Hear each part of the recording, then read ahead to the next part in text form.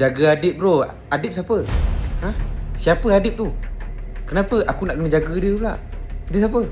Aku sampai lagi sakit. Mana? Tak sampai pun. Tak sampai pun. Ha? Yang kau sakit kenapa? Dah lah sampai sakit menyusahkan aku kan, aku nak kena bawa kau pergi klinik pula. Ha?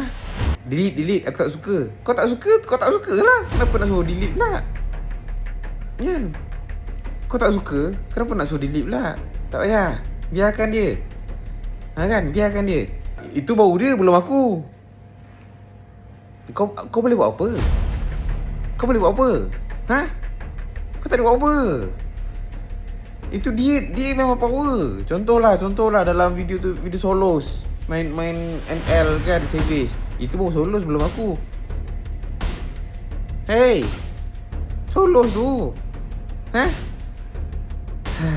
Kelakar lah, tak nak kerja lah esok. Hey, ha?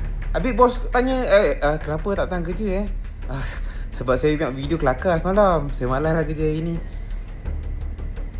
Boleh pula macam tu. Ha? Habis bos tu macam mana? Ha? Kedai tu macam mana? Ha?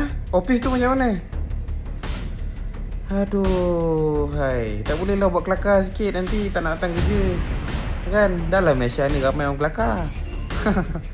Agama jangan main bro, betul. Agama jangan main.